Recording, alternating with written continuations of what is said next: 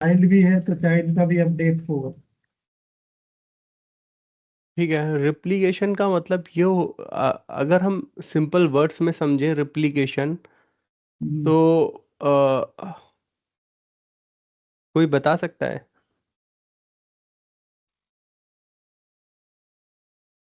Try करो। तो Rohit, hello Priyanka. Data एक डोमेन से दूसरे डोमेन में भेजना है, क्या उसको बोलते हैं?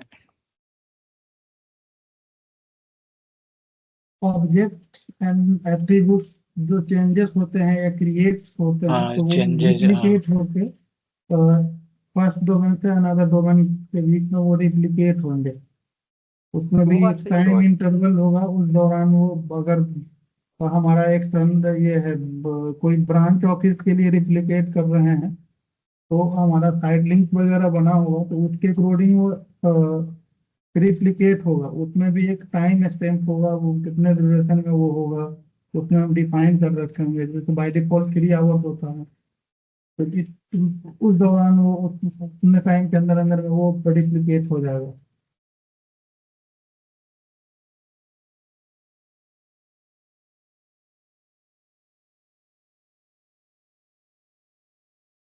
और हमारा अगर इनबाउंड है एक तरह से रिप्लिकेशन, हमारा एक ही डोमेन कंट्रोलर है और हमें एडिशनल डोमेन कंट्रोलर बना रखे हैं सेम ही लोकेशन पे, तो उस केस में क्या होगा, जो रिप्लिकेट हो जाएगा इमीडिएट रिप्लिकेट हो जाएगा, विद इन 15 सेकेंड के अंदर अंदर वो रिप्लिकेट कर देगा अगर हमारा सेम लोकेशन पे है। मेरा क्वेश्चन भाई ये है कि रिप्लिकेशन की हमें जरूरत ही क्यों है, क्यों चाहिए रिप्लिकेशन? उसका आंसर दो। रिप्लिकेशन का इसलिए जरूरत है कि से अगर हम ऑब्जेक्ट क्रिएट करते हैं तो हम फॉरेस्ट में सर्च कैसे करेंगे अगर रिप्लिकेट नहीं होगा तो। अगर कहीं नहीं, पे वो कोई तुम्हारा रिसोर्स है। मतलब वो ठीक है। दूस- तुम्हारा दूस- आंसर अभी हम्म, और एक्यूरेट नहीं है कि दूसरा चीज ये है, जो अगर कोई रिसोर्सेस है, किसी और डोमेन कंट्रोलर पे कोई फाइल सर्वर है या कुछ भी ऐसा है हमने बना रखा है तो हम उसको एक्सेस नहीं कर पाएंगे जब हमारा रिप्लिकेट अगर सारा चीजें नहीं होगा। कोई रिसोर्स हमने कोई परमिशन लगा रखे हैं, सबने किसी को परमिशन दिए हैं, डेलीगेशन दिए हैं, ठीक है। अगर वो रिप्लिकेट अगर नहीं होगा एक से दूसरे डोमेन कंट्रोलर पे तो वो वहां पे वो सर्विस को यूज नहीं कर पाएगा। कोई और बताना चाहेगा ऑब्जेक्ट रिप्लिकेशन? ऑब्जेक्ट को रिप्लिकेशन हमें क्यों चाहिए? रिप्लिकेशन क्यों आया, मतलब रिप्लिकेशन की क्या जरूरत है? ऑब्जेक्ट के कंसिस्टेंसी के लिए रिप्लिकेशन जरूरी। मान लीजिए जो भी हम एट्रीब्यूट कुछ चेंज करते हैं तो ओवरऑल सारे डोमेन में मतलब सेम ही होना चाहिए सारे डोमेन कंट्रोलर पे, तो उसके लिए रिप्लिकेशन जरूरी है। सेम? अभी भी मतलब सेम? मान लो तुम्हारे पास 10 डोमेन कंट्रोलर है और 2 डोमेन है, तो सारे डोमेन कंट्रोलर पे सेम ही ऑब्जेक्ट होंगे? डोमेन नहीं, कंट्रोलर के बीच डोमेन सिंक के within domain. Sync domain controller के बीच सिंक कराया जा सके, इसके लिए एप्लीकेशन। मान लो कि अगर कोई भी डीसी अगर ये हो जाए, फेल हो जाए, तो यूजर लॉगिन कैसे करेगा, तो इसके लिए मेनली डोमेन कंट्रोलर को हम सिंक कराते हैं। नहीं, अभी आंसर वो नहीं है, मतलब अगर हम अभी भी रिप्लिकेट करते हैं, डेटा को रिप्लिकेट करते हैं कोई ऑब्जेक्ट वगैरह को एक से दूसरे डोमेन कंट्रोलर पे, अगर वो रिप्लिकेट नहीं होगा तो वहां भी दूसरा ये ऑब्जेक्ट क्रिएट होगा, सेम नेम से क्रिएट होगा तो कंफ्लिक्ट हो जाएगा ना। तो इस वजह से तो हम रिप्लिकेशन होता है जब भी हम कुछ भी ऑब्जेक्ट या किसी भी चीज ऑब्जेक्ट की मॉडिफिकेशन करते हैं तो वो क्या होता है एक से दूसरे डोमेन कंट्रोलर पे वो रिप्लिकेट होके चला जाता है। रिप्लिकेशन अपने इंटरवल टाइम पे वो रिप्लिकेट हो जाता है। ऑथेंटिकेशन वगैरह के लिए कि फास्ट ऑथेंटिकेशन हो, मतलब जियो लोकेशन पे अगर कोई है तो इससे हम ऑथेंटिकेट यूजर को प्रॉपरली मतलब इजीली करा सकते हैं, डेटा कंसिस्टेंट हो।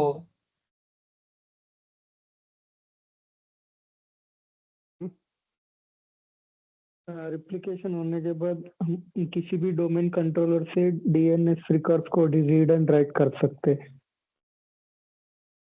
ठीक है। वैसे निशांत ने एक मतलब कुछ वर्ड्स सही बोले थे, बस उसमें एक क्रॉस डोमेन आपने जो बोला था डोमेन कंट्रोलर डोमेन वो, होना चाहिए हाँ Yeah. वो विद इन अ डोमेन होना चाहिए। With in domain, yes yes. हाँ विद इन अ डोमेन होना चाहिए जो, और सतीश ने जो हम्म। शुरुआत में क्वेश्चन पूछा था वो भी उसी का ही आंसर है कि एक सिंगल डोमेन में चाहे जितने डोमेन कंट्रोलर एप्लीकेशन तो होगा ही। करेक्ट। अच्छा। मान लो मेरे पास एक microsoft.com डोमेन है, माइक्रोसॉफ्ट डोमेन, और उसके अंदर मेरे पास 50 डोमेन कंट्रोलर या 10 डोमेन कंट्रोलर है, तो रेप्लिकेशन होगा या नहीं होगा? होगा, replication होगा। हाँ रिप्लिकेशन होगा। रिप्लिकेशन को मतलब नहीं है तुम्हारे पास एक डोमेन कंट्रोलर से ज्यादा डोमेन कंट्रोलर हैं तो रिप्लिकेशन होगा ही। अगर उस डोमेन में अगर उस डोमेन में जस्ट सपोज मान लो तुम्हारे पास हैं दो डोमेन है, एक डोमेन में दो डोमेन कंट्रोलर है और एक डोमेन में एक डोमेन कंट्रोलर है, तो अब रिप्लिकेशन होगा या नहीं होगा? रिप्लिकेशन होगा। फिर से 1 मिनट रुक जाना, इसको हम थोड़ा डिजाइन कर लेते हैं फिर आंसर देना इसका, क्योंकि रिप्लिकेशन के भी टाइप होते हैं। हाँ,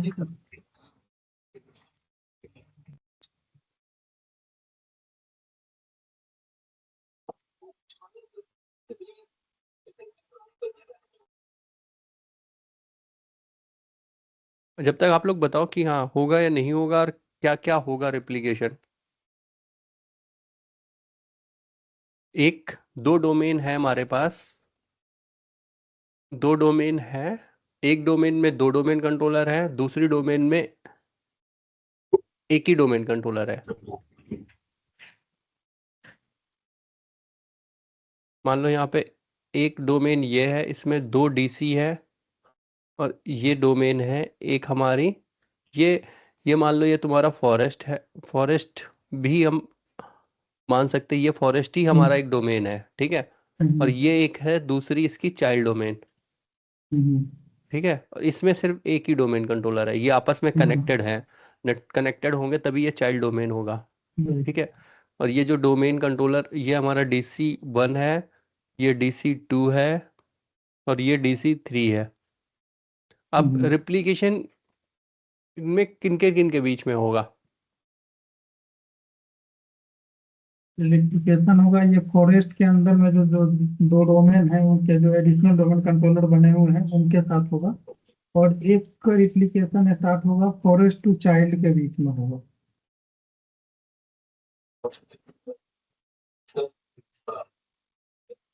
एक फॉरेस्ट टू चाइल्ड होगा और एक फॉरेस्ट के अंदर में जो जो दोनों एडिशनल डोमेन कंट्रोलर बने हुए हैं उनके बीच में होगा, जस्ट लाइक इनबाउंड रिप्लिकेशन उनके बीच में एस्टेब्लिश होगा। देखो रिप्लिकेशन किस चीज का होता है?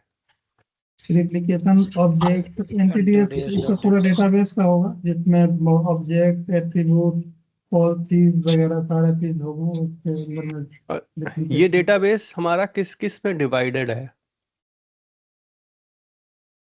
कोई बताएगा? कितने पार्टीशन में डिवाइडेड है? ये डेटाबेस Four जो है partition. टोटल 4 पार्टीशन में डिवाइडेड है। स्कीमा पार्टीशन, कॉन्फ़िगरेशन पार्टीशन है और Domain. डोमेन पार्टीशन है और एक एप्लीकेशन पार्टीशन है। तो एप्लीकेशन पार्टीशन को डीएनएस की रिकॉर्ड वगैरह जो है स्कीमा, कॉन्फ़िगरेशन, और कौन सा है Domain. Third? Domain partition domain, domain partition, और फर्स्ट हो गया, लास्ट हो गया हमारा एप्लीकेशन पार्टीशन, पार्टीशन। ठीक है। अब इसमें स्कीमा हमारा क्या है, फॉरेस्ट वाइड है, तो इसका रिप्लिकेशन तो फॉरेस्ट वाइड होगा, मतलब स्कीमा यहाँ पे रिप्लिकेट होगा, ठीक है। कॉन्फ़िगरेशन पार्टीशन में क्या होता है?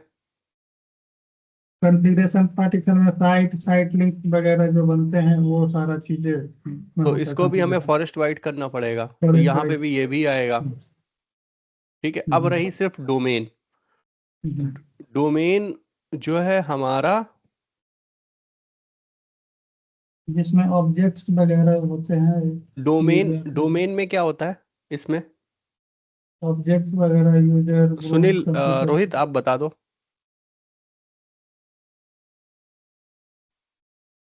डोमेन पार्टीशन में क्या हाँ, होता है? हाँ, डोमेन पार्टीशन में जो डीएनएस का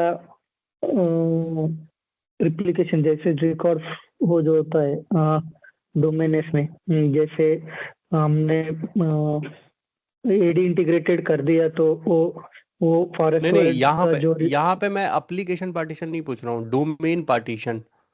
डोमेन पार्टीशन, डोमेन पार्टीशन ही बोलते हैं, करेक्ट? यस तो डोमेन पार्टीशन में क्या होता है?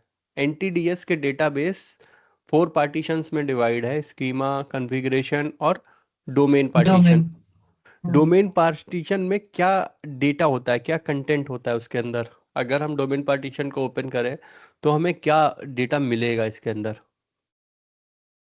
जो भी यूजर्स और ग्रुप या कंप्यूटर रहेंगे उसके सारे इंफॉर्मेशन हाँ हाँ, डोमेन मैं वही पार्टीशन में ही रहेंगे। रोहित से ही पूछ रहा था, रोहित को पता होना चाहिए ताकि कम से कम वो भी एक्टिव रहे।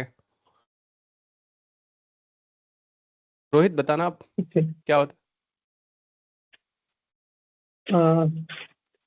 यूजर एंड कंप्यूटर्स का है, ये जो अपना ऑब्जेक्ट रहता है, जैसे कि वो यूज रहता है उसके अंदर होता है ये जो डोमेन वो पार्टीशन में एक डोमेन कंट्रोलर के अंदर जो भी हम ऑब्जेक्ट क्रिएट करते हैं, domain specific object. Domain specific object कैसे हो गए? यूजर हो गया हमारा, कंप्यूटर हो गया और ग्रुप्स हो गए, ठीक है। जो आप सीधी सी बात करें, active directory user and console के अंदर मैक्सिमम चीजें हम क्रिएट करते हैं, वो सारी की सारी डोमेन पार्टीशन का पार्ट होती है, ठीक है। साइड एंड सर्विसेज में जो हम क्रिएट करते हैं वो कॉन्फ़िगरेशन का पार्ट होती है। स्कीमा के कंसोल में जो हम करते हैं वो स्कीमा का पार्ट होती है।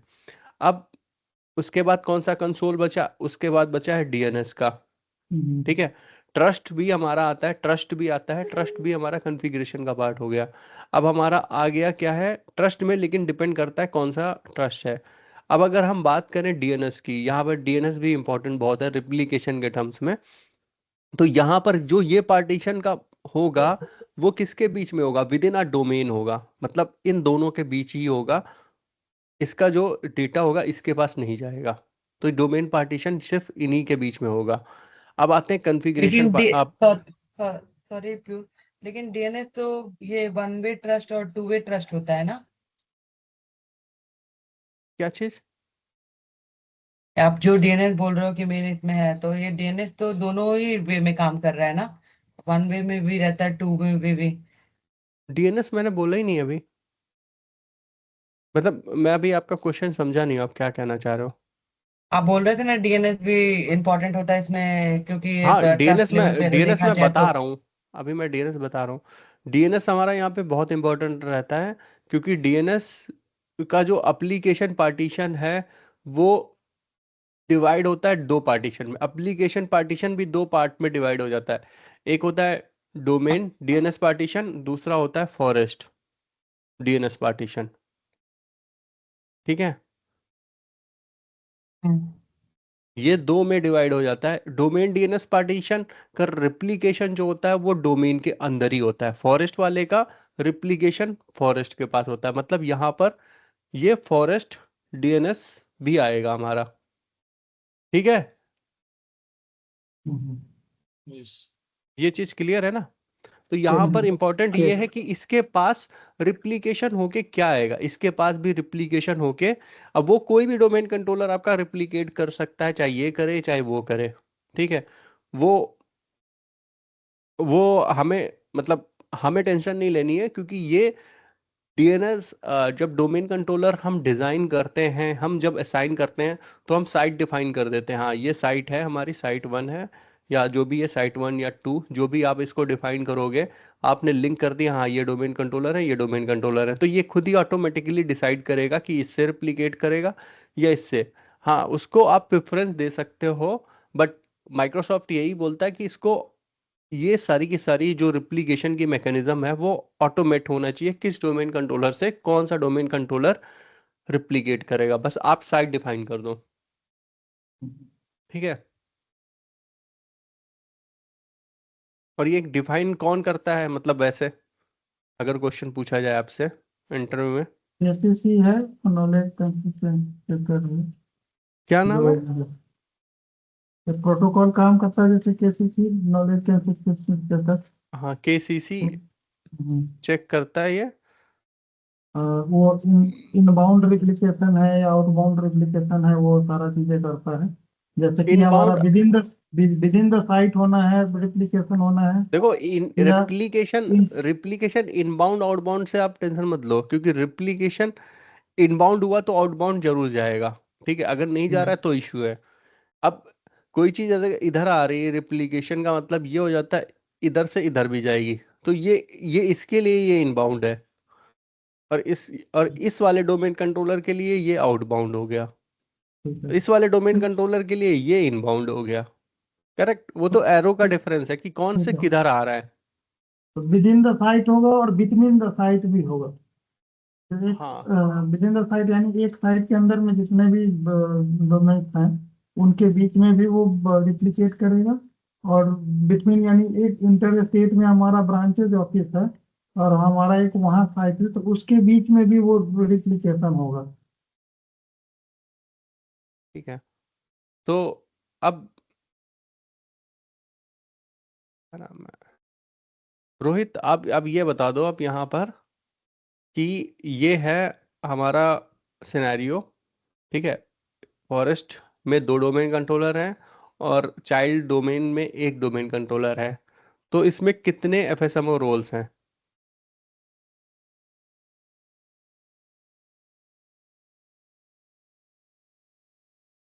फॉरेस्ट में 2 डोमेन कंट्रोलर है और चाइल्ड में कितने? 1 डोमेन। ये जो पूरा सिनेरियो हमने बनाया है, इसमें कितने रोल होंगे एफएसएमओ? एफएसएमओ फॉरेस्ट के पास 2 होते हैं, स्कीमा एंड डोमेन नेमिंग, और चाइल्ड के पास 3 है,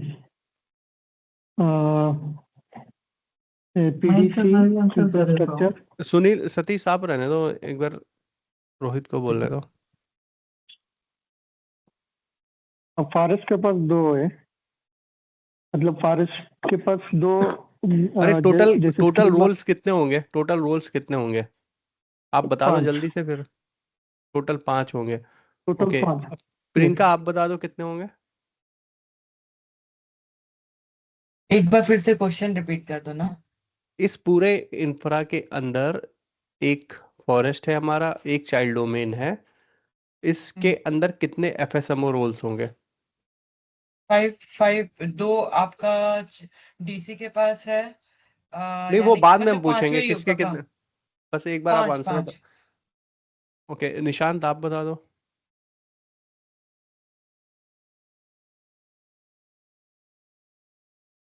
सेकंड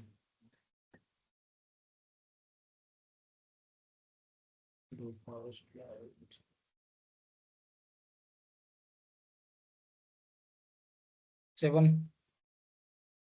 7, ठीक है, आप बता दो सतीश। ये हो जाएगा, फॉरेस्ट में टोटल 5 हो जाएंगे और चाइल्ड में 3 हो जाएंगे। चाइल्ड में ठीक 3 हो है, जाएगा, फॉरेस्ट में 5। ठीक है, आंसर तो करेक्ट 8 है। अब सभी को समझ में आया या नहीं आया कि क्यों होंगे? वो ज्यादा जरूरी है, हाँ आंसर सर। चाहे वो कुछ भी हो, हाँ बट मुझे आपको इसलिए, पता। हाँ सर और समझ में आया, मैं नहीं, एक्सप्लेन आपको पता है, मैं रोहित से पूछ रहा हूँ, यस, रोहित, प्रियंका जिन्होंने, और निशांत से पूछ रहा हूँ। यस, 8 होंगे। फॉरेस्ट के पास 5 और फॉरेस्ट बाय चाइल्ड 2 के है पास 3। और ये डोमेन बाय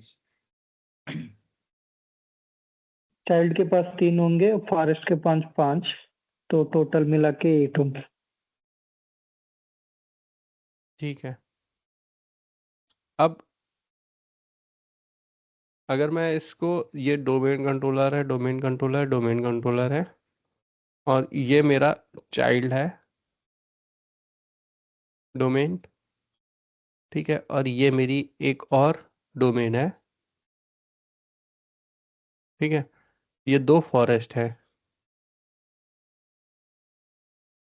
ठीक है, ये एक फॉरेस्ट है, दूसरा फॉरेस्ट ये है। ठीक है। अब ये मल्टी डोमेन है हमारा, डोमेन 1 ये है, डोमेन 2 ये है, और इसमें ये सारे DC1 है, DC2 है जो सर्कल बने हुए हैं। अब ये फॉरेस्ट है दूसरा हमारा, ठीक है, ये फॉरेस्ट 1 है, ये फॉरेस्ट 2 है। अब रिप्लिकेशन, सबसे पहले रोहित से क्वेश्चन पूछ रहा हूँ मैं, फिर प्रियंका बताएंगी, फिर निशांत, फिर सतीश आप बताना। अब बताना आप, रिप्लिकेशन, ये डोमेन 1 है, ये डोमेन 2 है, ये डोमेन 3 है, ठीक है। अब इसमें रिप्लिकेशन क्या डोमेन 1 से डोमेन 2 के बीच में होगा? हो जाएगा। नहीं, मैं पहले यस बता, मैंने पहले रोहित से पूछ रहा था, रोहित होगा या नहीं होगा? हाँ होगा रिप्लिकेशन, क्योंकि विद इन अ फॉरेस्ट में है वो दो नहीं डोमेन। नहीं, मेरा क्वेश्चन ये है, फिर से मैं क्वेश्चन रिपीट कर देता हूँ। ये फॉरेस्ट 1 है, ये फॉरेस्ट 2 है, ठीक है, ये फॉरेस्ट 1 है, ये फॉरेस्ट 2 है, ये डोमेन 1 है, डोमेन 2 है, ये डोमेन 3 है। क्वेश्चन यहाँ पर ये है, क्या डोमेन 1 और डोमेन 3, डोमेन 1 ये है, डोमेन 3 ये है, दोनों अलग अलग फॉरेस्ट में है, क्या इन दोनों डोमेन के बीच में रिप्लिकेशन होगा या नहीं होगा? रिप्लिकेशन तब होगा उन दो फॉरेस्ट के बीच में ट्रस्ट होगा तब। अगर ट्रस्ट ठीक नहीं है, तो आपने डे बोला D1 और ट्रस्ट होगा, D3। ठीक है। अब आगे बढ़ते हैं, आपने बोला ट्रस्ट होता है, अब जो है दूसरा, प्रियंका आप बताओ।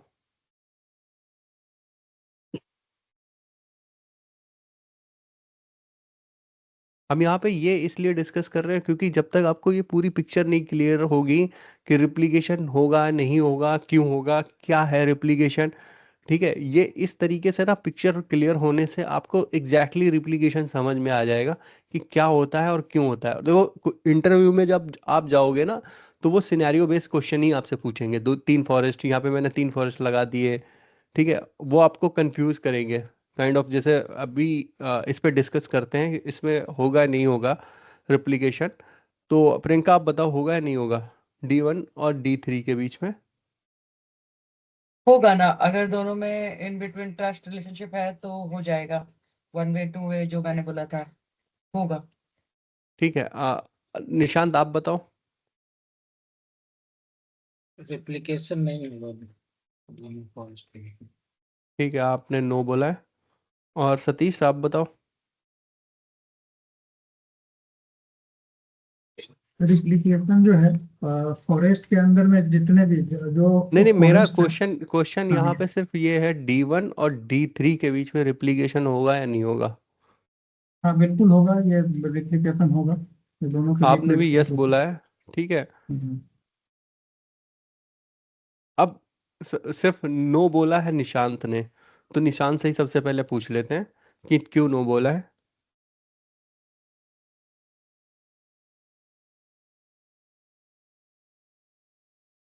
बताओ निशांत।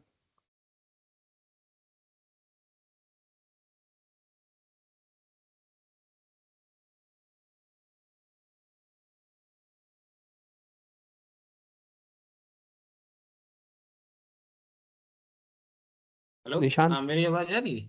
हाँ हाँ आ रही है।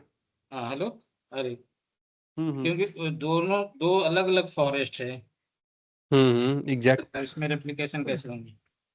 हाँ एग्जैक्टली, ट्रस्ट दो क्लियर अलग, करेंगे तो डेटा एक्सेस कर सकते हैं, लेकिन हाँ, ट्रस्ट रेप्लिकेशन नहीं होता ट्रस्ट ट्रस्ट में। ट्रस्ट कभी भी फॉरेस्ट के लिए नहीं होता है।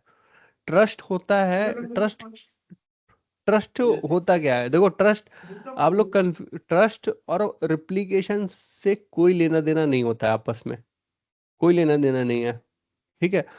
ट्रस्ट, अगर यहाँ और इसके बीच में हम 2 वे ट्रस्ट भी बना देते हैं, ठीक है, 1 वे 2 वे ट्रस्ट भी बना देते हैं, मान लो ये ट्रस्ट बना दिया है, तो क्या ये अपनी NTDS फाइल, ठीक है, इससे शेयर कर देगा, जबकि ये अलग फॉरेस्ट है? शेयर कर देगा ये?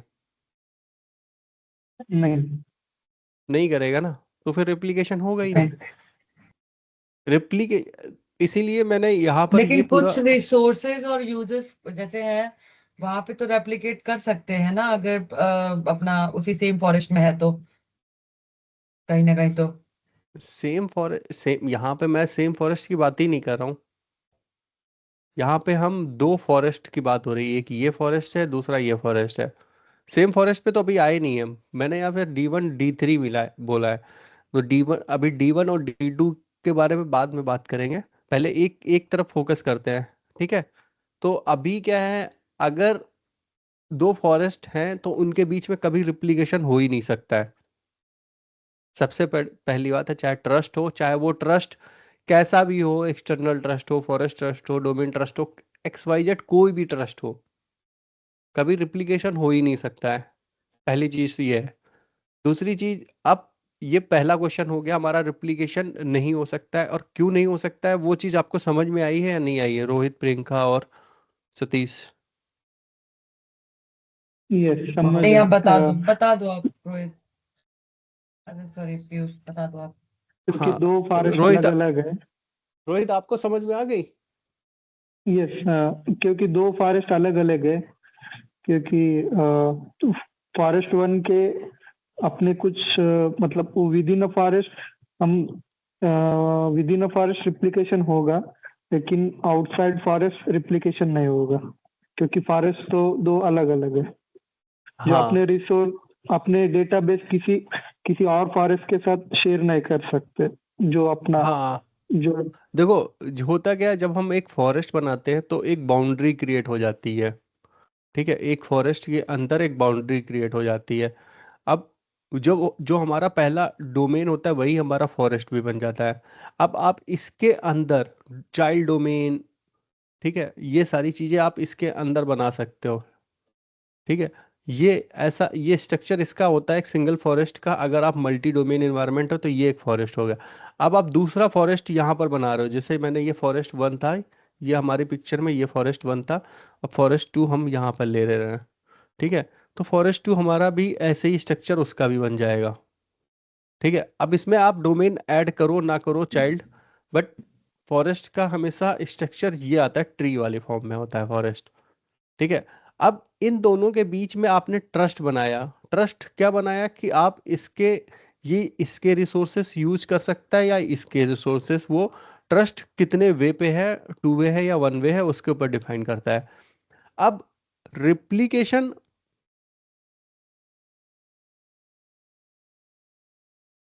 रिप्लिकेशन के लिए क्या है, रिप्लिकेशन के लिए अब इसकी जो बाउंड्री है, ठीक है, वो एक अलग बाउंड्री है, एक और इसकी एक अलग बाउंड्री है, ठीक है। अब इसका डेटाबेस अलग है, इसका डेटाबेस अलग है, ठीक है। इसकी कॉन्फ़िगरेशन, इसका स्कीमा अलग है, इसका स्कीमा अलग है, दोनों का स्कीमा ही अलग है, ठीक है। इसका कॉन्फ़िगरेशन अलग है, इसकी भी कॉन्फ़िगरेशन अलग है, करेक्ट। इसलिए इन राइट। दोनों के बीच में रिप्लिकेशन होगा ही नहीं। इसका स्कीमा कुछ और हो सकता है, ये कुछ और स्कीमा यूज कर रहा हो, 67 यूज कर रहा हो, ये 68 यूज कर रहा हो, ठीक है। यहाँ पर configuration file, side and services, trust, कुछ भी इंफॉर्मेशन होगी वो अलग होगी, यहाँ पर अलग होगी, यहाँ पर फॉरेस्ट का नाम अलग होगा। यहाँ पर मान लो ये फॉरेस्ट का नाम है India.com, ठीक है, और यहाँ पर फॉरेस्ट का नाम है UK.com, तो रिप्लिकेशन तो हो ही नहीं सकता ना, नाम ही अलग है। अब समझ में आया है? ट्रस्ट बनेगा तो केवल रिसोर्स को एक्सेस करने के लिए आपस में कोई एक हाँ पर्टिकुलर हाँ, रिसोर्स आप एक्सेस आप करने। रिसोर्स ही एक्सेस कर सकते हो, रिसोर्स एक्सेस कर सकते हो लेकिन उसकी। सब रिसर्च तो एक्सेस नहीं कर सकते। जितने रिसोर्स पे एक्सेस मिला है उतना ही एक्सेस कर सकते हैं ना दूसरा फॉरेस्ट के ऊपर हम। हाँ हाँ, वो ट्रस्ट का पार्ट आ जाता है, वो रिप्लिकेशन से लेना देना नहीं है, वो ट्रस्ट का पार्ट है। ट्रस्ट में कौन सा आप ट्रस्ट डिफाइन कर रहे हो उसके ऊपर होता है, ठीक है। ओके। ट्रस्ट में भी आप डिफाइन कर सकते हो, फॉरेस्ट ट्रस्ट कर रहे हो, एक्सटर्नल ट्रस्ट कर रहे हो, तो उसके ऊपर डिफाइन करता है। टू वे कर रहे हो, वन वे, ताकि ऑल रिसोर्सेस या इधर के यूजर सारे के सारे उधर के रिसोर्सेज यूज कर सके, इधर के उधर यूज कर सकते। या आप डिफाइन करना चाहते हो कि जिसको आप अलाउ करोगे सेलेक्टिव ऑथेंटिकेशन रिसोर्सेस, सिलेक्टिव का मतलब हो जाता है जो आप सिलेक्ट करोगे वही ऑथेंटिकेट होंगे। ठीक है, सिलेक्टिव ऑथेंटिकेशन भी वहां पर आप डिफाइन कर सकते हो। उस केस में मुझे क्या करना होगा, एक कंडीशनल बनाना पड़ेगा या उसमें जैसे एलडेस वगैरह क्वेरी वगैरह उसमें ये करना पड़ेगा उस केस में, क्या दोनों भी चीज? एक्सेस रिसोर्स को एक्सेस करने के लिए वो एक मैंने ट्रस्ट दूसरे वाले को। वीडियोस में बताया हुआ है, मैं फिर से बता देता हूँ। अगर आप यहाँ से ये मान लो UK.com है, ये हमारा है India.com। अगर आप को इन दोनों के बीच में ट्रस्ट बनाना है तो सबसे पहला स्टेप क्या होता है, निशांत बताओ।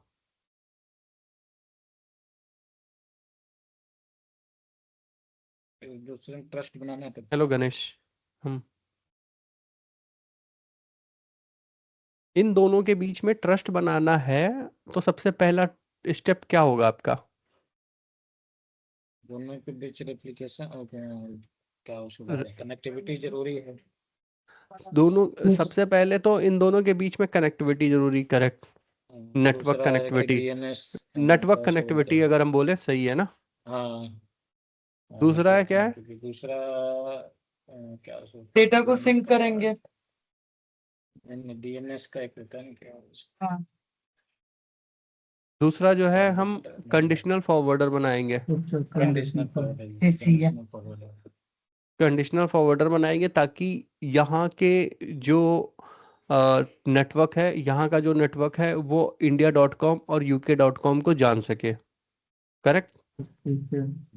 यहाँ से अगर कोई ट्रैफिक जाए तो उसको पता हो कि किस IP पे जाना है। तो ये नेटवर्क का ही पार्ट होता है।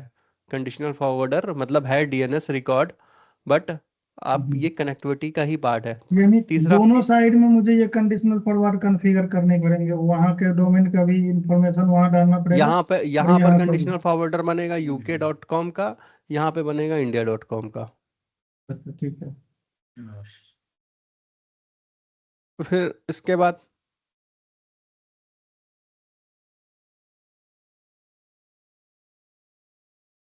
अब यहाँ अब आपने नेटवर्क और कनेक्टिविटी दोनों बना दी, मतलब यहाँ से ये IP की कनेक्टिविटी हो गई, ये नाम की हो गई, करेक्ट।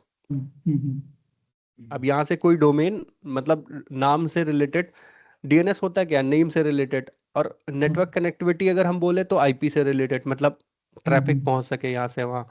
ठीक है, अब ये दोनों चीजें होने के बाद आप क्या करोगे, एक्सेस। एक्सेस भी तो होनी चाहिए आपको, मतलब राइट्स होने चाहिए। किसके राइट्स चाहिए यहाँ पर? अगर फॉरेस्ट ट्रस्ट बनाने जा रहे हो तो आपको कम से कम किसके राइट्स होने चाहिए?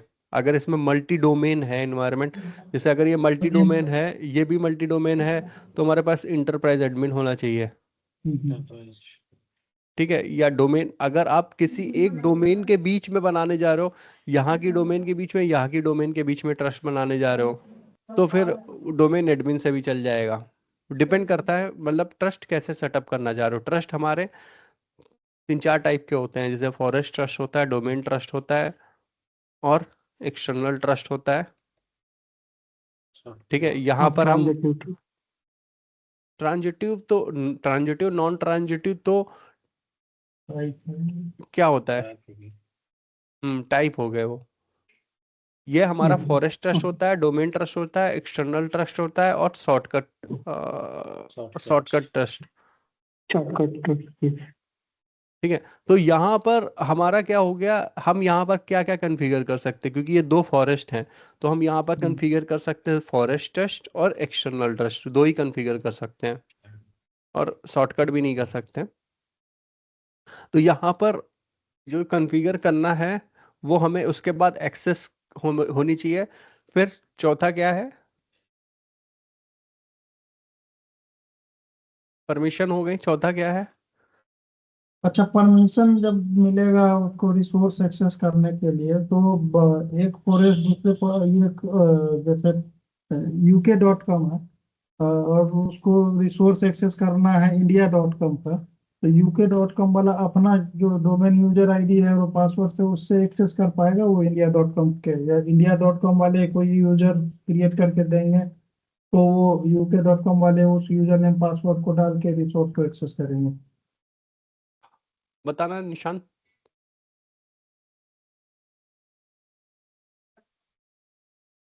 हमने यहाँ तक कर लिया ये चीज है ना। देखो, अगर ट्रस्ट है, ठीक है, ट्रस्ट का मतलब क्या होता है कि मैं तुम पे ट्रस्ट कर रहा हूँ, ठीक है। अब मैं तुम्हारे ट्रस्ट, अगर मैं तुम पे ट्रस्ट कर रहा हूँ, तो अगर तुम्हारे पास जस्ट सपोज मान लो कुछ प्रॉपर्टी है, जमीन की प्रॉपर्टी है, उस जमीन पे मैंने अपना घर बना लिया और उस पे अपना बिजनेस करने लगा, तुम मेरे पे ट्रस्ट कर रहे हो, मैं तुम्हें पैसे दे रहा हूँ नहीं दे रहा हूँ उससे कोई लेना देना नहीं, वो रेंट हो गया, ठीक है। तुम मेरे को ट्रस्ट कर रहे हो, मैंने तुम्हारी प्रॉपर्टी, तुम्हारा रिसोर्स को मैं यूज कर रहा हूँ अपने लिए, ठीक है, अपने लिए यूज कर रहा हूँ। तो यहाँ पर भी यही है कि यहाँ पे भी वही ट्रस्ट का फंडा वही है कि जस्ट सपोज मान लो कि ये डोमेन uk.com ट्रस्ट करती है इंडिया के ऊपर, ठीक है। तो यहाँ पर यूजर वन है, यूजर वन इसके फाइल सर्वर के ऊपर लॉगिन करके इस फाइल सर्विसेज को एक्सेस कर सकता है, उस पे जो भी फाइल्स पड़ी उनको एक्सेस कर सकता है, समझे। और ट्रस्ट होता क्यों है, जनरल बनाया क्यों गया है, एक कंपनी दूसरी कंपनी को परचेज करती है तो ट्रस्ट तभी बिल्ड किया जाता है। मान लो ये इंडिया ने यूके को खरीद लिया, ठीक है, ये कंपनी है, अब ऐसे सोचो कंट्री ना, एक कंपनी है, इसको हमने बाय कर लिया, इस कंपनी को बाय कर लिया। अब क्या है कि इस कंपनी में भी तो बहुत सारे यूजर्स होंगे, रिसोर्स होंगे, सारी चीजें पहले से ही होंगी। तो अब यहाँ के कुछ लोगों को मुझे इनके ऊपर, इनके रिसोर्सेस के ऊपर एक्सेस देना है, उनके अकाउंट यहाँ पर ना क्रिएट करके मैंने यहीं पे अकाउंट रखे और उनको ट्रस्ट दे दिया। ट्रस्ट के थ्रू ये सारे के सारे रिसोर्सेस यूज कर रहे हैं, एक्सेस कर रहे हैं और उनको देख रहे हैं कि कैसी परमिशन चाहिए, जैसी परमिशन चाहिए उस हिसाब से ट्रस्ट बना भी सकते हो आप। ठीक है? हम आईटी की बात नहीं कर रहे हैं, हम यूजर्स की बात कर रहे हैं। मतलब देखो, आईटी में जो आप लोग के पास परमिशन होगी वो डोमेन एडमिन और एंटरप्राइज, इनकी बात मत करो, ये तो हायर प्रिविलेज अकाउंट है, ठीक है। हर कंपनी में हम लोग जैसे कितने लोग होंगे, 50-100 मैक्सिमम, ठीक है। बट उस कंपनी के पास जो उनके बिजनेस रन कर रहे होंगे वो तो लाखों में होते हैं, ठीक है। अब मान लो यहाँ पे जो वो लाख वाले लोग हैं, उनको यहाँ पर कोई फाइल सर्वर एक्सेस करना है इस कंपनी का, तो आप ट्रस्ट के थ्रू उनको दे सकते हो, वरना आपको क्या करना पड़ेगा, जो ये लाख यूजर हैं इनके अकाउंट भी यहाँ पे क्रिएट करने पड़ेंगे, ठीक है। तो आप ट्रस्ट के थ्रू मैनेज कर सकते हो। अच्छा, ट्रस्ट बन गया तो दोनों डोमेन के बीच में वो कनेक्टिविटी एस्टेब्लिश हो गई, राइट। कनेक्टिविटी स्टैब्लिश का मतलब यहाँ पे ये है कि आपका india.com इंटरनल है, uk.com इंटरनल डोमेन है, ठीक है। अब इन दोनों के बीच में नेटवर्क कनेक्टिविटी भी तो होनी चाहिए। जैसे तुम्हारा ईडी, तुम किसी कंपनी में काम कर रहे थे, वो ईडी क्या पब्लिक था? नहीं, वो लोकल ऑन प्रेम एडी था। हाँ, लोकल ऑन प्रेम ईडी की कनेक्टिविटी, ये भी लोकल ऑन प्रेम एडी है, ये भी लोकल ऑन प्रेम एडी है, इन दोनों के बीच में नेटवर्क कनेक्टिविटी तो होनी चाहिए। ठीक है। मतलब कोई वायर तो होना चाहिए, तभी तो आपस में कनेक्ट होंगे, समझे। हेलो गणेश, क्लियर हुआ आप? गणेश आपको भी क्लियर हुआ ये?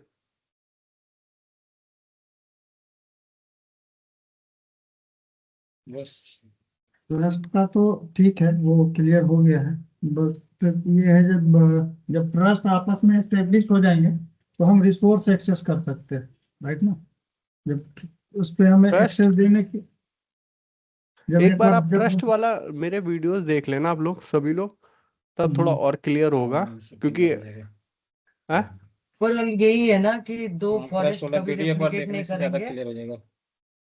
तो न- दो फॉरेस्ट हाँ, कभी रेप्लिकेट नहीं करेंगे, बट इन बिटवीन दोनों फॉरेस्ट के बीच में अगर ट्रस्ट रिलेशनशिप है तभी वो रिसोर्सेज को मतलब यूज कर सकते हैं। हाँ, वो बात आप सही आप कह रहे हो, बट ट्रस्ट और रिप्लिकेशन दोनों अलग टॉपिक है, राइट। दोनों अलग टॉपिक है। दोनों को हम ये नहीं बोल सकते कि ट्रस्ट है तो रिप्लिकेशन होगा, ठीक है, और रिप्लिकेशन है तो ट्रस्ट होगा, ये नहीं बोलना है, दोनों अलग टॉपिक हैं। करेक्ट, ये क्लियर हुआ, दोनों अलग टॉपिक है। ट्रस्ट और रेप्लिकेशन। ये ठीक। ठीक है, तो अभी जो हमारा जो पहले क्वेश्चन था यहाँ पर कि D1 और D3 के बीच में रेप्लिकेशन होगा या नहीं होगा,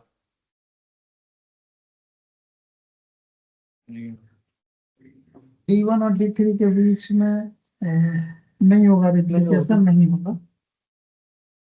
प्रियंका अब आपको क्लियर हो गया? हाँ हाँ, नहीं होगा अभी। ठीक है, अब D1 और D3 के बीच में रेप्लिकेशन नहीं होगा। अब अगर आपसे पूछा जाएगा D2 और D3 के बीच में रेप्लिकेशन होगा या नहीं होगा, नहीं होगा। D2 और D3 के बीच में भी नहीं होगा। नहीं होगा। ओके। नहीं और होगा। अगर D1 और D2 के बीच में रेप्लिकेशन होगा या नहीं होगा, होगा। ओके। और रेप्लिकेशन होगा तो रेप्लिकेशन करने के लिए क्या क्या चीजें इंपॉर्टेंट है? ठीक है, अब हम D3 हटा सकते हैं, आपको क्लियर हो गया D3 नहीं होगा, तो ये फिर से पूरा ही क्लियर कर देते हैं। मान लो यहाँ पर D1 ये और हमारा D2 दो अलग-अलग ये sites D1 हो है, गए। ये D2 है। ठीक है, ये डोमेन 1 है या डोमेन कंट्रोलर 1 या डोमेन कंट्रोलर, आप कुछ भी समझो।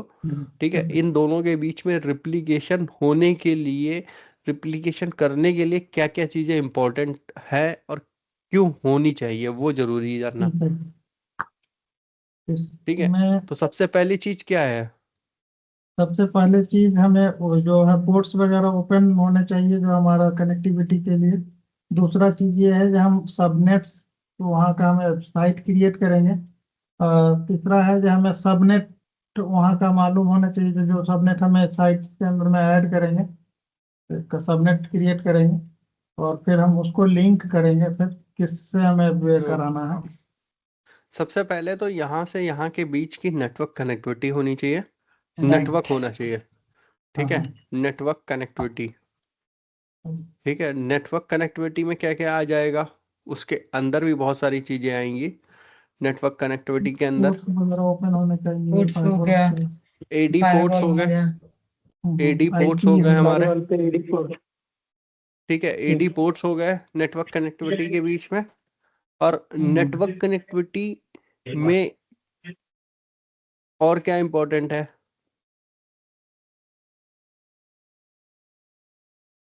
नेटवर्क कनेक्टिविटी में दोनों नेटवर्क कनेक्टिविटी में ये दोनों ISP। सर्वर आपस में रीचेबल होने चाहिए। ठीक है, पोर्ट तो ओपन है बट ये दोनों की रीचेबिलिटी भी होनी चाहिए, ताकि मैं यहाँ से इसको पिंग कर सकूं, यहाँ से इसको पिंग कर सकूं, यहाँ से इसको रीच कर सकूं, यहाँ से इसको रीच कर सकूं, सब दो। ठीक है, सेकंड चीज क्या हो गई? नेटवर्क कनेक्टिविटी हो गई। सेकंड चीज है जो हमें अगर Firewall। दूसरे साइट लोकेशन की IP होनी चाहिए या सबनेट से होने चाहिए, जो हम अपने यहाँ साइट्स में साइट क्रिएट करके हम एक सबनेट भी क्रिएट कर सकें। क्या कह रहे ओवरऑल हो? DNS configuration.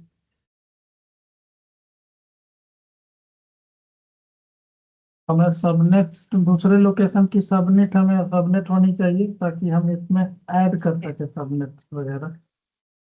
ठीक है, साइड एंड सर्विसेज पे अच्छा। साइट क्रिएट होनी चाहिए प्रॉपर रेप्लिकेशन की। करेक्ट, आप यही कहना चाह रहे हो? हाँ, साइट क्रिएट होनी चाहिए, सबनेट ऐड होने चाहिए उसमें। ठीक है, और DNS रिकॉर्ड होने चाहिए प्रॉपर। ठीक है, DNS रिकॉर्ड होने चाहिए। DNS रिकॉर्ड में क्या क्या इंपॉर्टेंट है रिप्लिकेशन के लिए?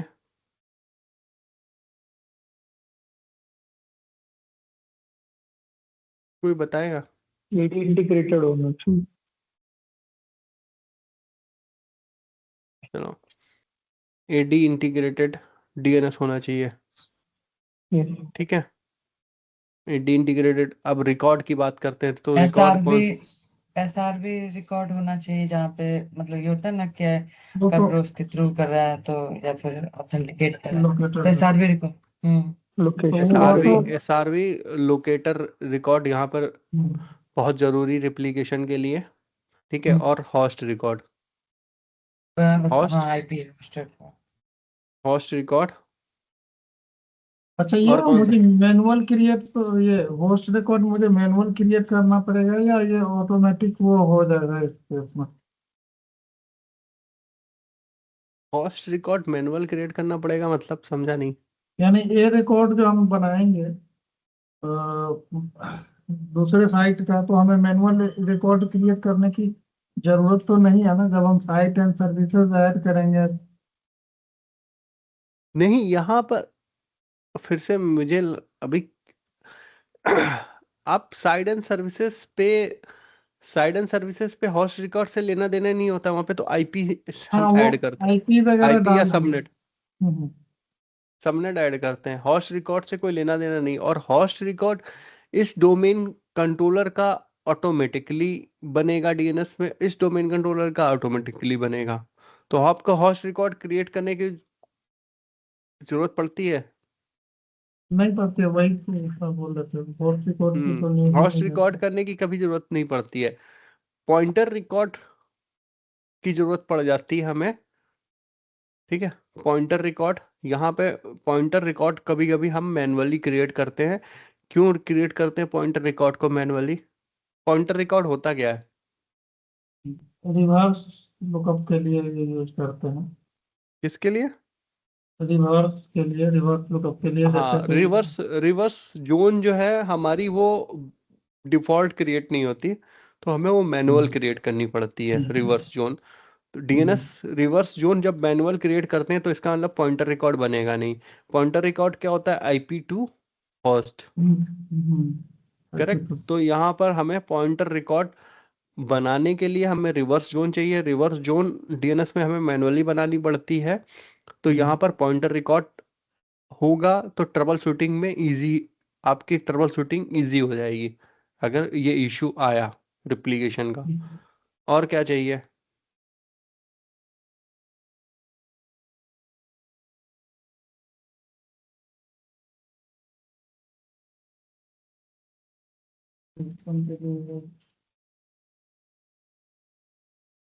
परमिशन,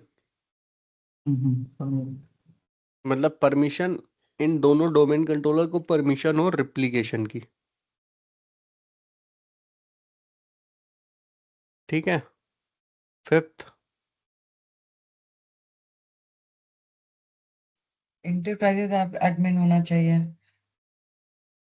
नहीं, इंटरप्राइज एडमिन से क्या लेना? वैसे तो आप जब कॉन्फ़िगर करते हो तभी परमिशन मिल जाती है, बट मैंने यहाँ पे हाँ, परमिशन, सॉरी सॉरी, हाँ। वैसे जब आप यहाँ पे कॉन्फ़िगर करते हो तभी परमिशन मिल जाती है, बट कभी कभी क्या होता है कि कोई आरएनडी करने के चक्कर में परमिशन को मिसमैच कर देता है, तो रिप्लिकेशन के इश्यूज आने लगते हैं। तो इसलिए आपको परमिशन होनी चाहिए दोनों डोमेन कंट्रोलर को रिप्लिकेशन के लिए। रिप्लिकेशन परमिशन होनी चाहिए। जस्ट सपोज मान लीजिए, ये वर्ड भी यहाँ पर इसलिए इंपॉर्टेंट है क्योंकि हम रिप्लिकेशन की बात कर रहे हैं। रिप्लिकेशन, ठीक है, रिप्लिकेशन कहाँ कहाँ हो सकता है? With in a domain, with in a forest, ठीक है। फॉरेस्ट के अंदर भी रिप्लिकेशन एक विद इन अ फॉरेस्ट हो सकता है। अगर मल्टी फॉरेस्ट है, ठीक है, तो उन फॉरेस्ट के बीच में रिप्लिकेशन नहीं हो सकता है, वो हम देख चुके हैं। क्यों नहीं हो सकता है? क्योंकि परमिशन नहीं है, इसलिए यहाँ पे परमिशन भी मैंने लिखा है। और क्या हो सकते हैं?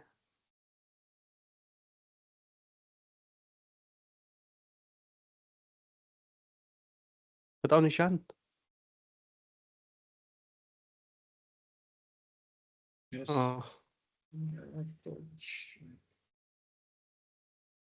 मैंने एक डॉक्यूमेंट भी बनाया था इसके ऊपर।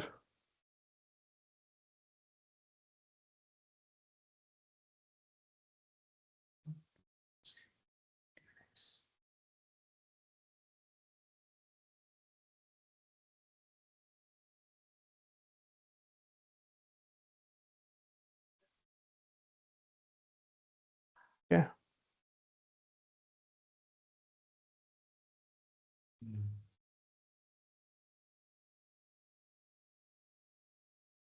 ये डॉक्यूमेंट भी मैं आपको शेयर कर दूंगा। इसमें जो जो हम डिस्कस कर रहे हैं ना, वो पूरा सिस्टमेटिक वे में लिखा हुआ है कि रिप्लिकेशन से इश्यूज क्या आ सकते हैं, डीएनएस मिसकॉन्फ़िगरेशन, लेटेंसी इशू। तो ये सारी की सारी चीजें इसमें ऑलरेडी मेंशन है, ठीक है। और इसमें सिम्टम्स भी लिखे हुए हैं क्या आ सकते हैं डीएनएस से रिलेटेड।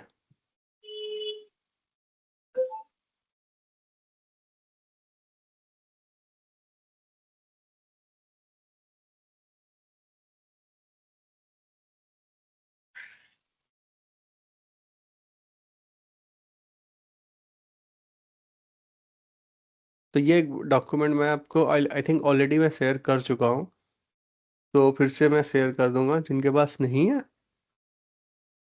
तो यहाँ पर ये हो गया हमारा डीएनएस रिकॉर्ड। अब इसमें किस किस टाइप के इश्यूज आ सकते हैं रिप्लिकेशन के लिए, और रिप्लिकेशन के इश्यूज कब आएंगे, मतलब काइंड ऑफ कोई एक्टिविटी, जैसे नेटवर्क से रिलेटेड कोई एक्टिविटी परफॉर्म हुई, ठीक है, आपके एडी पोर्ट्स बंद हो गए, या ठीक है। रिप्लिकेशन होता क्या है बेसिकली, एक बार और उसको समझ लेते हैं, ठीक है। अभी तक हम दो डोमेन कंट्रोलर की बात कर रहे हैं, तो रिप्लिकेशन बहुत इजी दिखता है। जैसे ही हमारे पास मल्टी डोमेन आते हैं, ठीक है, मल्टी डोमेन अगर हम यहाँ पर बात करें, मल्टी डोमेन, ठीक है, ये मान लो हमारा डोमेन है, ये सारे के सारे डोमेन है। ये हो सकता है इसको इनबाउंड हो, ये इसके साथ हो, ये इसके साथ में हो, ये इसके साथ में हो, ठीक है, ये इसके साथ में हो, ये इसके साथ में हो। तो रिप्लिकेशन को समझना यहाँ पर तब टफ हो जाता है जब मल्टीपल डोमेन कंट्रोलर आपस में रिप्लिकेट कर रहे होंगे, ठीक है। तब आपको ये आइडेंटिफाई करना होता है कि कौन किसके साथ में रिप्लिकेशन कर रहा है। तो वो हम कैसे जानते हैं, किस कमांड के थ्रू जानते हैं?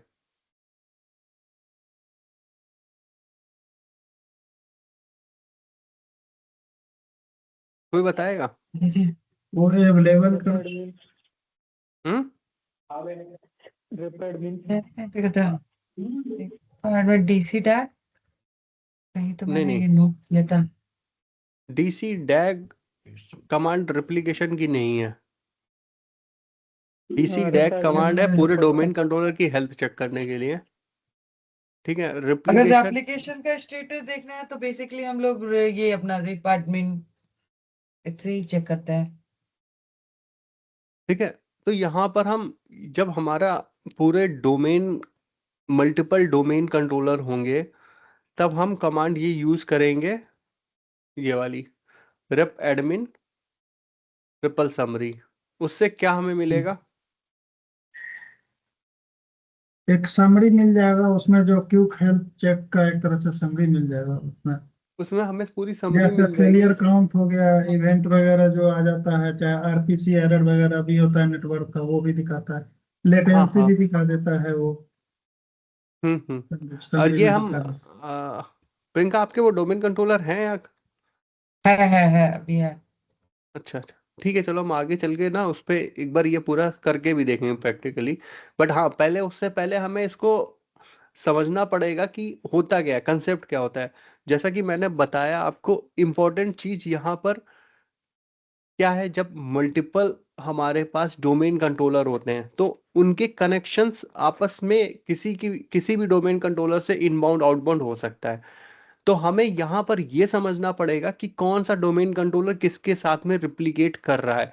वो हम इस कमांड के थ्रू समझ सकते हैं, रेपिडमेंट रिप्लिकेशन समरी के थ्रू। है। जैसे ही उस कमांड के थ्रू हम समरी समझते हैं, अब जस्ट सपोज मान लो एक ऐसी कंडीशन आती है यहाँ पर, ठीक है। कंडीशन हम ले लेते हैं कि जस्ट सपोज मान लो ये कंडीशन आती है यहाँ पर कि ये डोमेन कंट्रोलर है हमारा D3 और ये हमारा D7 मान लो, इन दोनों के बीच में ही रिप्लिकेशन बंद हो गया है, या ये डोमेन कंट्रोलर इन दोनों के बीच में रिप्लिकेशन बंद हो गया है। ये एक पहली कंडीशन है, ठीक है। पहली कंडीशन ये है D3 और D7 के बीच में रिप्लिकेशन बंद हुआ है। दूसरी कंडीशन ये है कि D7 एक एक करके बात करेंगे, D7 में ही रिप्लिकेशन नहीं जा रहा है। ठीक है, पहली कंडीशन ये है, दूसरी कंडीशन है D7 में ही रिप्लिकेशन नहीं जा रहा है। अब पहली कंडीशन में आप क्या चेक करोगे? पहली वाली कंडीशन में हम क्या चेक करेंगे? सबसे पहली ट्रबल शूटिंग हम क्या करेंगे?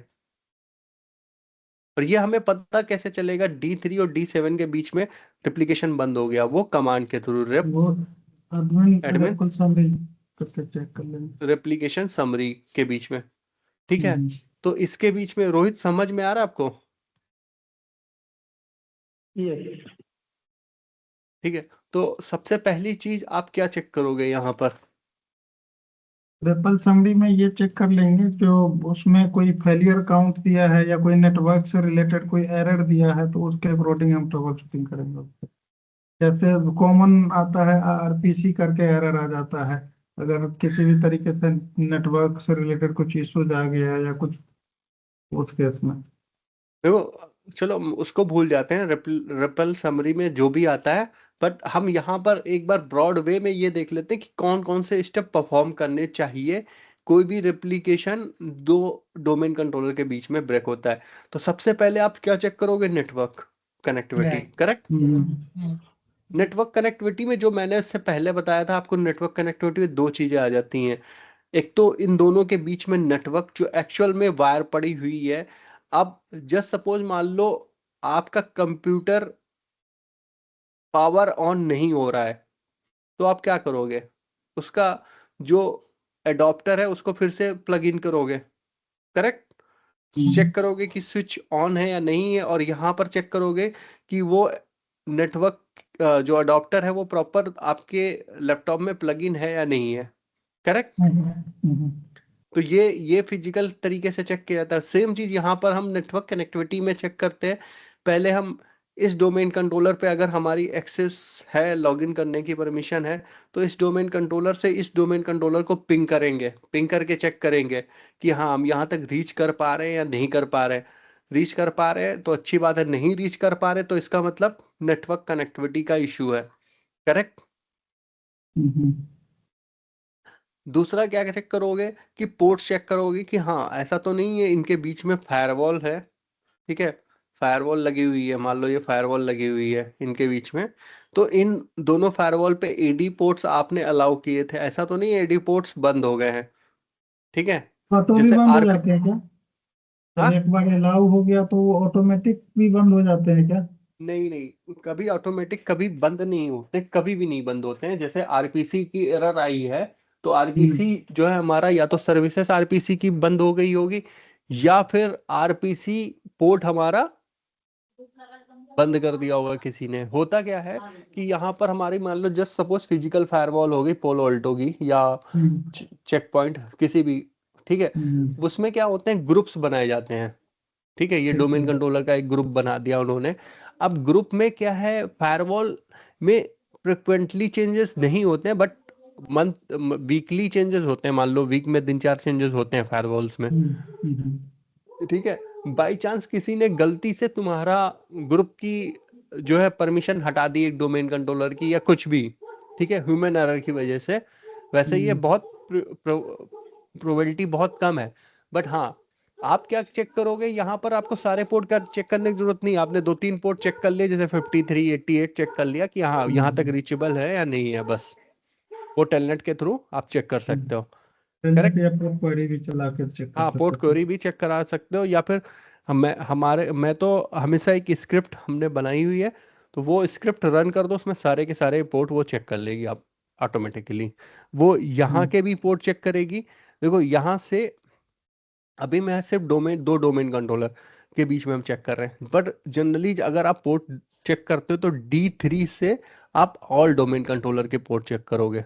ऑल डीसीज जो जितने भी होंगे, 100 होंगे, 50 होंगे, जितने भी हैं सबके चेक किए जाते हैं। और आपस में, और दो सबसे ज्यादा इंपॉर्टेंट चीज ये है, चाहे ये हमारा मल्टी डोमेन का एनवायरनमेंट हो या किसी का भी हो, मल्टी डोमेन में भी हर डोमेन कंट्रोलर से हर डोमेन कंट्रोलर के बीच में एडी पोर्ट्स अलाउ होने चाहिए। ठीक है। जितने भी डोमेन कंट्रोलर है उनके बीच में एडी पोर्ट्स अलाउ होने चाहिए, तो हाँ आपस में वो कम्युनिकेट करने चाहिए। आपस में कम्युनिकेट करने चाहिए, आपस में भले वो किसी भी डोमेन में हो। हम्म, ठीक है, तो ये सबसे इंपॉर्टेंट चीज है।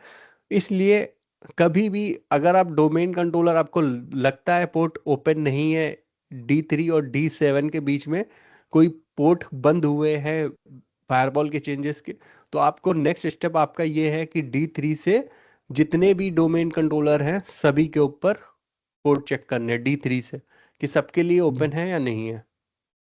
ठीक है, तो यहाँ पर दूसरा हम पोर्ट वाला मान लो चेक करेंगे पोर्ट्स। ठीक है, अब उसके बाद हम क्या चेक करेंगे, डीएनएस चेक करेंगे। अगर ये सारी DNS कंडीशन फुलफिल हो जाती हैं तो हम डीएनएस चेक करेंगे कि डीएनएस जो है इसका डीएनएस एनएस लुकअप के थ्रू सही आ रहा है और इसका एनएस लुकअप के थ्रू आ रहा है, और एसआरवी रिकॉर्ड चेक करेंगे, खासकर लोकेटर के। एसआरवी रिकॉर्ड में आपको बता चुका हूँ लोकेटर क्यों इंपॉर्टेंट है, इससे पहले भी बता चुका हूँ जो हमने इस ऑनलाइन क्लासेस में। तो एसआरवी रिकॉर्ड्स भी हम चेक करेंगे क्योंकि लोकेट करता है रिप्लिकेशन। सबसे पहले क्या होता है, अगर रिप्लिकेशन की मैकेनिज्म समझी समझी जाए तो सबसे पहले डोमेन कंट्रोलर दूसरे डोमेन कंट्रोलर को लोकेट करता है, तो एसआरवी रिकॉर्ड वहां पे जरूरत पड़ जाती है। फिर उसके बाद होस्ट नेम यूज करता है वो, होस्ट रिकॉर्ड फॉर आईपी, क्योंकि जो नेटवर्क में रिप्लिकेशन हो रहा है वो नेटवर्क के थ्रू हो रहा है। ठीक है, तो आईपी यहाँ पर सबसे इंपॉर्टेंट है रिप्लिकेशन के लिए, और आईपी के लिए सबसे ज़्यादा इंपॉर्टेंट रिकॉर्ड कौन सा है, हमारा होस्ट।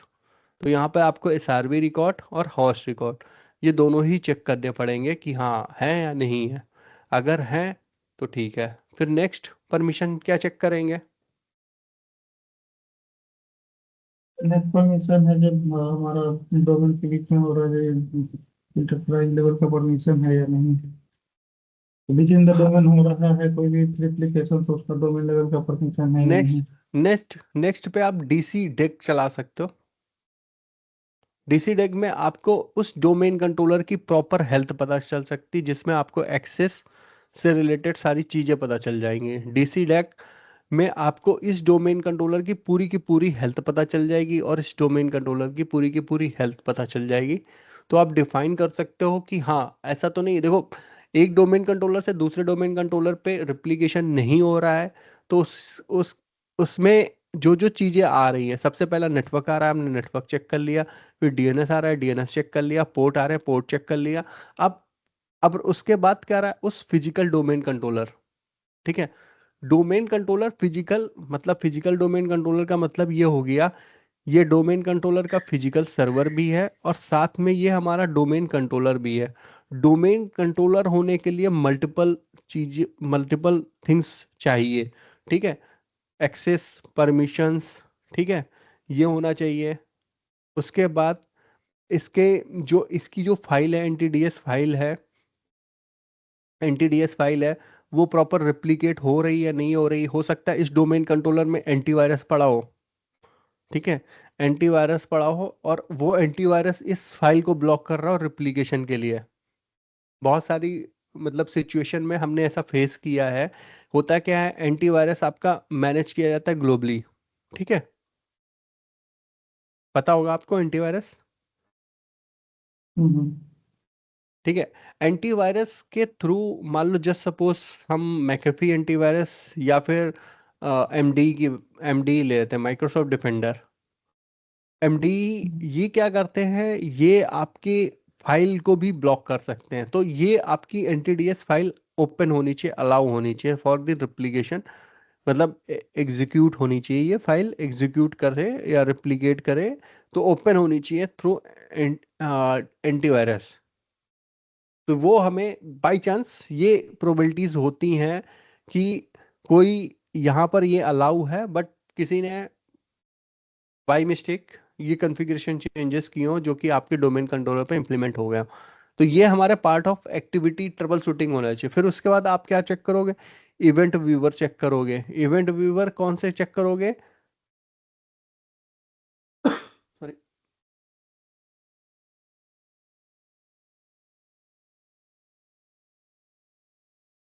बता दो आप कौन से इवेंट व्यूअर आप चेक करोगे, कोई बता सकता? रिप्लिकेशन का जो इवेंट व्यूअर है वो रिप्लिकेशन डायरेक्टरी जो, का सर्विस। हाँ एडी रिप्लिकेशन के इवेंट्स बनते हैं, आप उनको चेक करोगे तो आई उसमें आपको पता आई चल वन जाएगा। समथिंग करके कुछ है आई थिंक। नहीं यहाँ पे मेंशन है मेरे पास, ठीक है, ये है 2087, 2088 और 1925, ये सारे के सारे आप चेक करोगे इवेंट व्यूअर, ठीक है।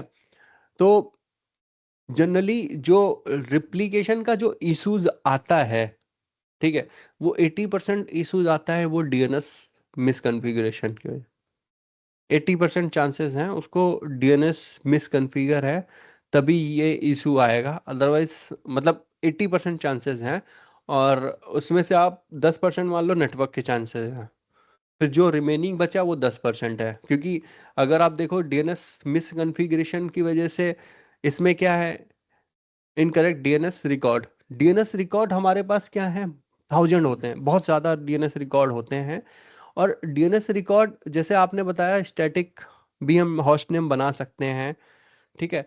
तो होता क्या है कि ये बनता है डायनेमिक, और डीएनएस रिकॉर्ड में इतने ज़्यादा रिकॉर्ड होने की वजह से कोई रिकॉर्ड गलती से डिलीट हो गया या प्रॉपर मतलब मिसकॉन्फ़िगर है आपके यहाँ पर, तो उसकी वजह से डीएनएस रिकॉर्ड या तो डिलीट हो गया या मिसकॉन्फ़िगर है, तो रिप्लिकेशन के इश्यूज तभी आते हैं, 90% मतलब 80% चांसेस हैं। और फिर उसके बाद हमारा कंजेशन नेटवर्क कंजेशन मतलब आप समझ गए क्या होता है नेटवर्क कंजेशन? मतलब कि नेटवर्क कंजे नेटवर्क नहीं आ रहा है, कंजक्शन है, हाँ इसमें प्रॉब्लम।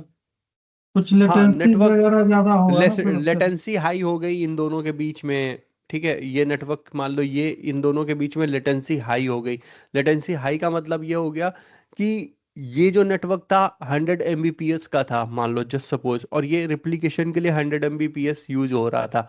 अब नेटवर्क टीम ने क्या किया, इस 100 Mbps को इन दोनों के लिए यूज ना करके किसी और चीज के लिए यूज कर लिया, अब इसके लिए छोड़ दिया 10 Mbps, अब जब 10 Mbps इसके लिए छोड़ा तो आपका लेकिन चाहिए 100 Mbps आपको मिनिमम, तो आपका रिप्लिकेशन तो बंद हो गया या बहुत स्लो हो गया, ठीक है, तो ये कंडीशन भी रहती है। अच्छा वो बैंडविड्थ को इंक्रीज डिक्रीज कर देते हैं। तो आप जैसे आप ये बात बोली है लेटेंसी वाला, जैसे वो रेगुलरली वैसे होता है कि कभी कभी पॉसिबल है ये वाला? हाँ लेटेंसी हाँ पॉसिबल होता है, डिपेंड करता है आपके नेटवर्क के ऊपर।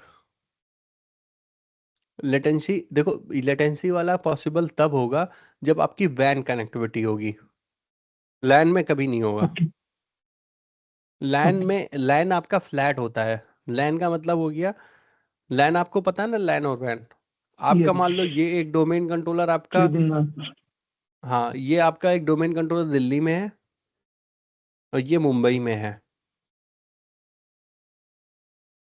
ठीक है, तो लेटेंसी का इशू आने के चांसेस रहेंगे दिल्ली और मुंबई, क्योंकि ये आपका ओवर द इंटरनेट या जैसे भी आपका ये लिंक गया हो वन पॉइंट टू पॉइंट, जैसे भी आपका लिंक गया हो, तो ये क्या है, थ्रू आईएसपी जा रहा है, ठीक है, आईएसपी बीच में आएगा इसमें पिक्चर में, आईएसपी जा रहा है, तो क्या है, इस जो ट्रैफिक है मान लो आपने 100 Mbps लिया है, ठीक है, हम एग्जांपल ले रहे हैं 100 Mbps लिया हुआ है, अब इसमें बीच में इस आईएसपी, भाई इस ये आईएसपी के साथ में और भी बहुत सारे लोग होंगे, आपकी डेडिकेटेड लाइन है, तो यहाँ पर कभी कंजेशन आ सकता है, मतलब प्रोबेबिलिटीज हैं कंजेशन आने की, क्योंकि ये आईएसपी किसी को भी दे सकता है या फिर नेटवर्क चोक हो गया, मतलब कुछ भी पॉसिबिलिटीज हैं, तो उस टाइम पर आपके रिप्लिकेशन इम्पैक्ट करेगा, ठीक है। तो ऐसी वाली सिचुएशन में क्या करती कंपनी, ऐसी वाली सिचुएशन में थोड़ा सा जो यहाँ पर केसीसी है ना वो आपका थोड़ा काम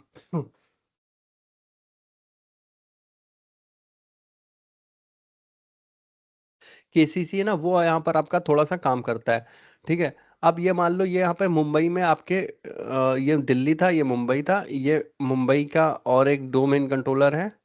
ठीक है, मुंबई का डोमेन कंट्रोलर है हमारा DC3, और ये हमारा है बैंगलोर का। ठीक है, बैंगलोर का डोमेन कंट्रोलर है DC4। अब हुआ क्या है, आपकी कंपनी क्या करेगी, फिर एक रिप्लिकेशन के लिए यहां से इसको भी रिप्लिकेट कर दिया। अब बैंगलोर का जो डोमेन कंट्रोलर आपका रिप्लिकेट हो रहा है किससे, DC5 से, और वो है दिल्ली में। ठीक है, तो ये हम प्रैक्टिस यूज करते हैं यहाँ पर, DC5 और DC1 आपस में रिप्लिकेट कर रहे हैं क्योंकि ये दोनों दिल्ली में।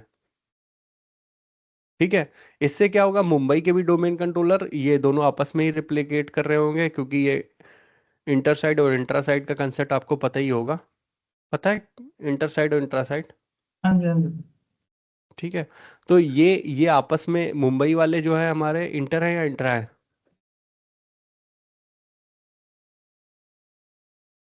विद इन अ साइड हाँ। जो डोमेन का विद इन अ साइड जो डोमेन कंट्रोलर होते हैं, जैसे मुंबई में हमारे 2 डोमेन कंट्रोलर हैं, तो ये आपस में रिप्लिकेट कर रहे होंगे, करेक्ट।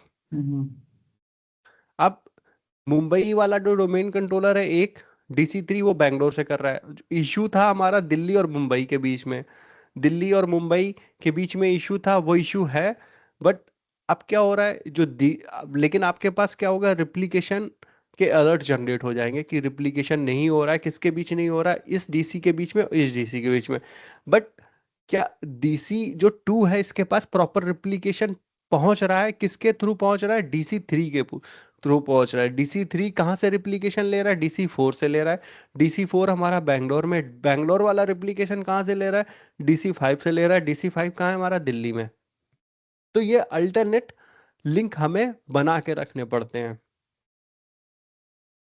समझे, अगर आपके वैन में है तो ये मतलब आपको वहां पर कॉस्ट भी डिफाइन करनी पड़ती है। मान लो इसके बीच में अगर रिप्लिकेशन हो रहा है, तो मान लो हमने इसको 50 कर दी, इसको 20 कर दी, तो वो भी कॉस्ट भी हम डिफाइन करते हैं साइट जब बनाते हैं। तो 50 और 20, जिसकी कम कॉस्ट होगी उसको वो रिप्लिकेशन प्रेफरेंस मिलेगी। ठीक है, तो वो भी हम डिफाइन कर सकते हैं। तो वो डिपेंड करता है कि बैंडविड्थ के ऊपर। मान लो ये 100 Mbps की बैंडविड्थ है, यहाँ पे मान लो आपको 200 Mbps की मिल जाती है, तो आप इसकी कॉस्ट कम कर सकते हो। ये आप जो बैंडविड्थ है ये आप नेटवर्क टीम से पूछ सकते हो कि भैया कितनी बैंडविड्थ है बिटवीन बोथ लोकेशन। ठीक है, तो ये डिजाइन वाला पार्ट हो जाता है पूरा।